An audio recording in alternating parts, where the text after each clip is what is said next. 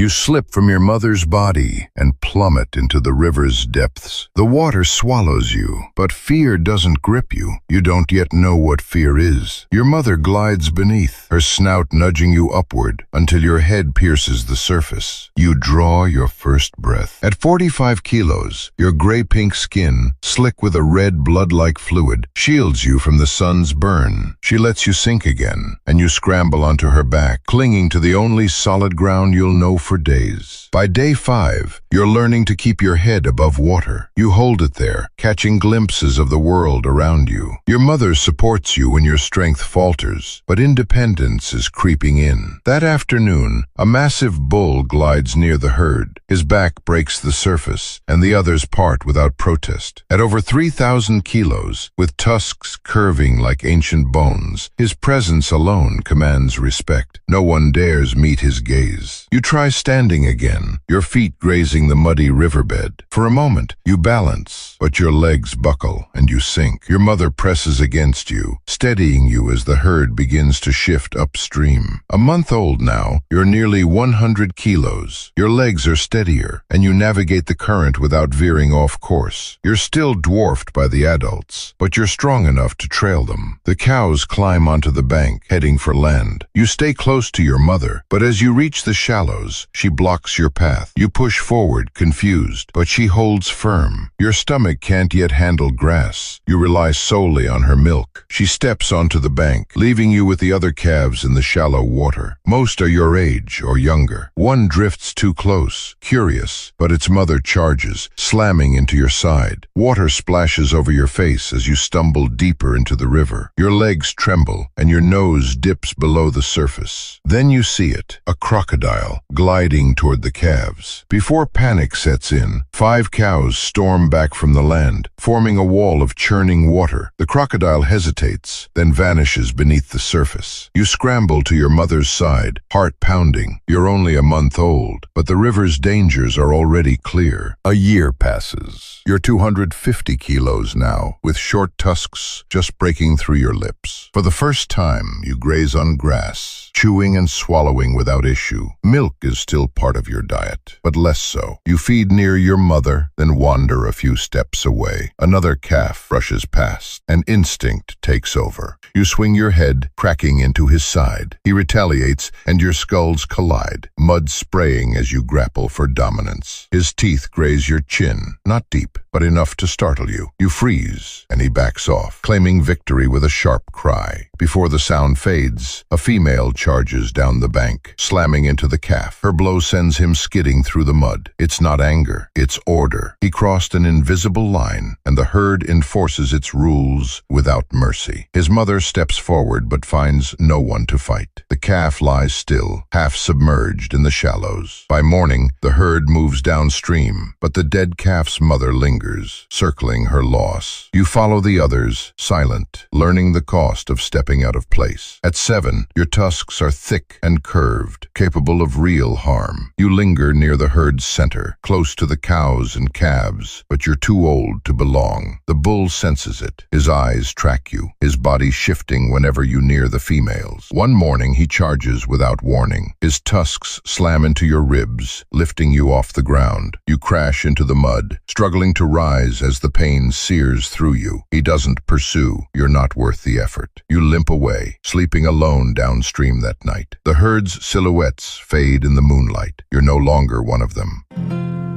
You have 3 paths.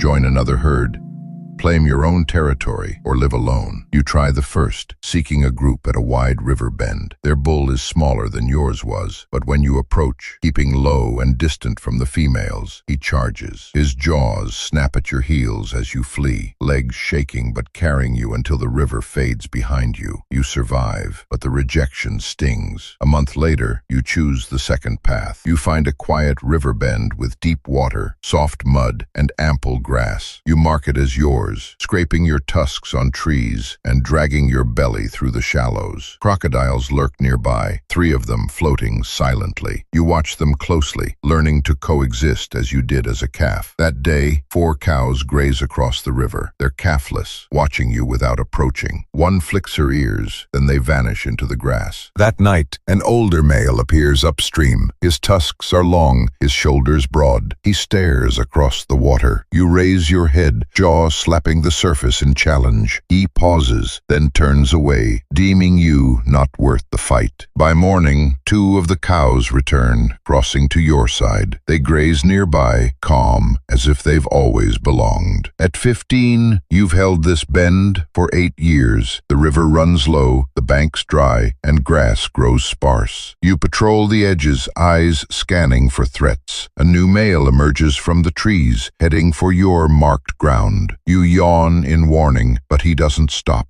You meet on dry land, heads lowered. He charges, his tusk tearing your side. You push back, shoulder to shoulder, legs digging into the earth. Your teeth graze his jaw and he shrieks. You press forward, catching his neck with your tusk. He stumbles and you hit low, toppling him. He rises defeated and limps away. Your side bleeds, your leg trembles, but you stand firm. 1 cow grazes beside you, the other stays. This river is still yours. At 30, you watch a calf struggle to stand, born to one of your cows. Its shaky legs stir something in you. This is why you fought. Days of scorching sun, nights in cool mud, the herd's steady rhythm behind you. It's peaceful, but it doesn't last. The dry season lingers, the river shrinks, grass thins, and the cows wander farther. You guard a final patch of green, but 1 cow leaves, then another. You don't stop them. A wound from an old fight reopens, and your strength wanes. You settle into a shallow pool, barely deep enough to cover you. That night, 2 crocodiles glide closer. Their eyes lock on you. You stare back, but your legs won't move. 1 lunges, teeth sinking into your side, then your neck. You twist free, dragging yourself to the bank. They don't follow. You collapse under a bush, blood seeping slowly. By morning, your body is still. The river flows on, silent. Life as a hippo is brutal, but there's another creature out there facing even harsher trials. It's a wild world. The river runs quiet now, its surface barely rippling where the old hippo's body lies beneath the bush. Flies hum over the still form, but something else stirs in the water. You're a Nile crocodile, 3 meters long, hatched 2 years ago in a nest of sun-warmed sand. Your life began with a scramble, clawing free from your egg, as your siblings thrashed beside you. Only half of them made it to the water. A monitor lizard snatched one, a heron speared another. You reached the river, driven by instinct, but safety was a lie. At 30 centimeters, you were prey to everything. Fish, eagles, larger crocs, even the hippos that churned the shallows. Now at 150 kilos, you're no longer helpless, but you're far from king. You glide through the low river, eyes barely above the surface. The dry season has shrunk the water to a sluggish channel, exposing wide banks of cracked mud. Fish are scarce, trapped in shrinking pools, and the hippos have thinned out, leaving fewer calves to target. Your stomach aches, empty for days. You pass the dead hippo's carcass, but 2 older crocs, each over 4 meters, already guard it, their tails flicking in warning. You don't challenge them. Last month, you saw a young male like you try to steal a bite from a buffalo kill. The big crocs tore his jaw clean off. You keep moving, searching for something, anything to eat. Upstream, a small herd of impala edges toward the water. Their hooves sink into the mud as they drink, heads darting up at every sound. You sink lower, letting the current carry you closer. Your tail sways gently, silent. At 10 meters, you pause. 1 impala, a young male, strays a step too far from the group. You lunge, jaws snapping shut on his leg. He screams, thrashing, but you twist hard, pulling him under. The herd scatters, their hooves pounding the bank. You drag your prize to a shallow pool, but before you can tear into it, a shadow looms. A larger croc, scars crisscross crisscrossing his snout, charges from the reeds. His jaws clamp onto the impala's flank, and you're forced to let go. He's twice your weight. You back away, tail thrashing in frustration, and watch him drag your kill into deeper water. Night falls, and you're still hungry. You float near the bank, eyes scanning for movement. A rustle catches your attention, a warthog rooting in the mud. You drift closer, but a low grunt stops you cold. A hippo bull, one of the few still here, stands nearby, his tusks